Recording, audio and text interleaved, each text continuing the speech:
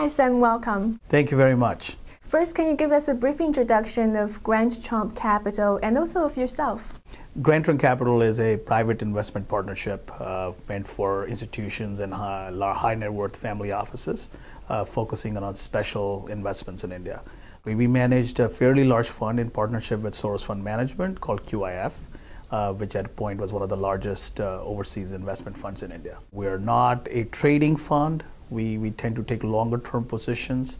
We tend to take focused positions in Indian companies where we think there's sufficient mispricing and we'll see sufficient upside down the road.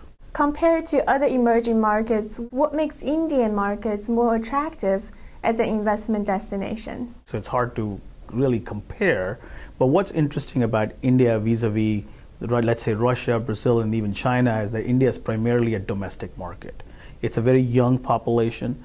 Most of the economic activity is about feeding Indians and giving them things that they need. So when the world slows down, India really doesn't slow down that much. It's impacted a lot less than, let's say, a Brazil is or China is.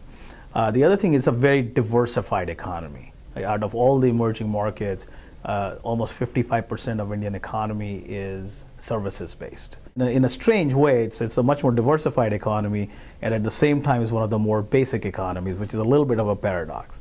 We try to keep less than 10% of a company. Even if we take a minority position, we tend to be on the similar side as the management, because in India, managements tend to control almost 50% of the companies.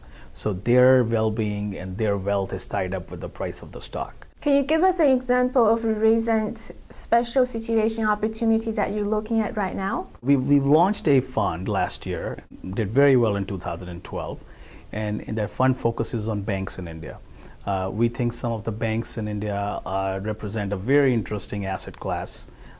They are trading at a massive discount to some of the larger banks, and we have a special opportunity vehicle to take advantage of that arbitrage. The valuation differential is so extreme that inevitably one will see the valuations converge, and consolidation is a natural outlet for that. And what kind of programs do you have in place to control risks? We run the portfolio with very little leverage to start with, and that limits our downside exposure when markets take a tumble. We have a fairly strict risk regime in terms of understanding position sizes, in terms of the average liquidity of our positions.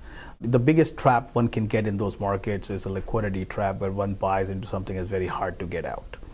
Secondly, over the years, we've spent more time, we spent a lot of time hedging our exposure within the Indian market, which is tough to do and is expensive to do. But we have a lot of experience doing that. And I think India is going to be one of the better performers in Asia and across the world in 2013. Sam, thank you so much.